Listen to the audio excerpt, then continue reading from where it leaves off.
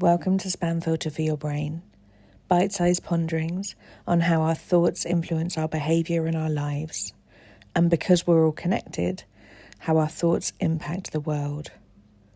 I'm here to help people reconnect with their bodies and declutter their brains. And I don't believe that we should just magically know how our emotions and our thoughts impact our lives if no one ever teaches us. So let's learn this stuff together. What if you couldn't get things wrong? Feels like quite a brain-breaking question, doesn't it? Because it seems so obvious and logical to us that there's a right way to do things and a wrong way to do things. When actually, these things are not empirical truths out there in the world. There's the good stuff and the bad stuff. Because if it was an empirical truth, people wouldn't be able to have different opinions about them. And you can find most outcomes of anything, there's someone with a contradictory opinion about it.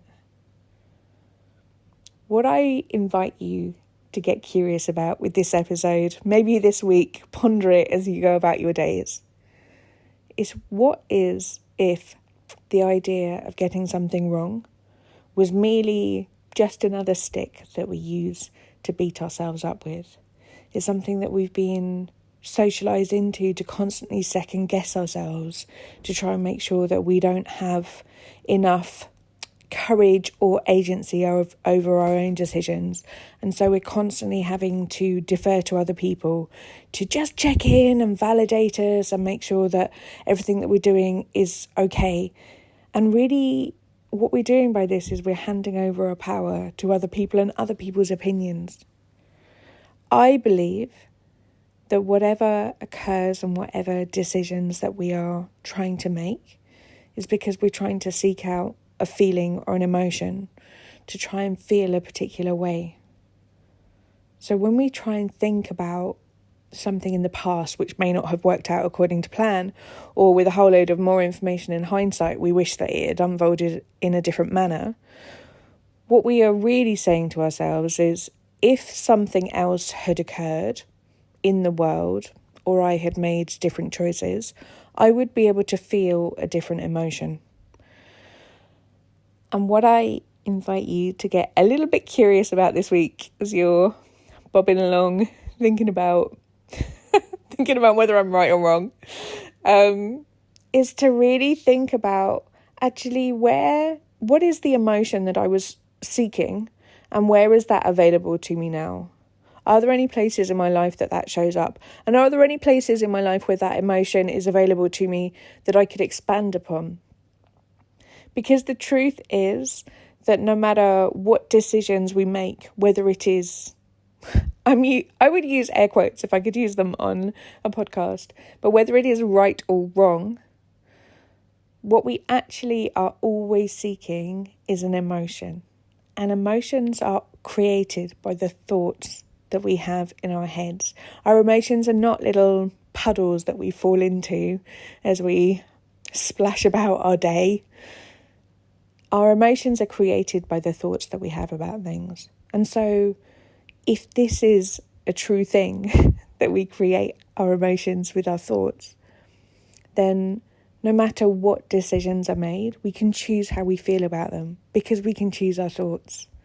I know it's a bit of a brain-breaking concept, but actually you can train your brain to think things which align you more with your values and more with your mission and more towards the goals that you want to seek out in life. And if it sounds like quite a strange concept to be able to train your brain how to think about things, it's how we learn everything that we've ever known. It's how you learn how to ride a bike if you can. It's how you learn how to speak language, many of them, some of you. It's how you learnt to jump in puddles. Let's stick with that analogy. It's how you learnt that, maybe that smile might be a flirt. It's all of the things that we have ever learned in our lives is because we've trained our brains to think particular thoughts. And some of those thoughts come from people around us, some of them come from school, some of them come from our families, some of them come from the times in the society that we live in. But we can take this concept of training our brain into believing particular things, and we can make this so that we are always striving towards building more of what we want and the values that we want in our life. So next time something doesn't work out quite according to plan, I invite you to use that as a lesson to just pause and reflect. What was it that I was hoping to achieve? What did I think that other outcome would have given me? And what emotion would that lead me to? And when you can work out what emotion it was you were seeking, you can then work backwards and work out what kind of thoughts would cause that kind of emotion. It's like a little domino effect. It's something that I teach very extensively at self-care school. But I hope with this episode I'm able to give you a little bit of an introduction to the concept that we can write our own destiny by choosing the emotions that drive us and looking for how we can get there. Our thoughts are our vehicles to take us where we want to be. I hope that this episode has served you this week, and this is me saying that maybe, possibly, nothing has gone wrong. I look forward to seeing you next week. If you're enjoying what you're hearing on the podcast here, I would love to invite you to Self-Care School.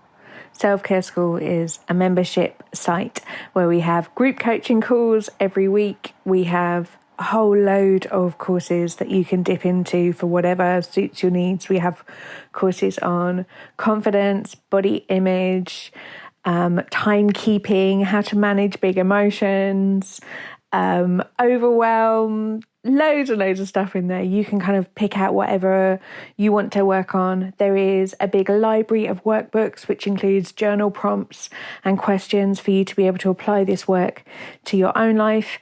And we have the most amazing community where people support each other. We learn from each other, and you get to work alongside people with quite often very different life situations to your own, and we learn so much together in community.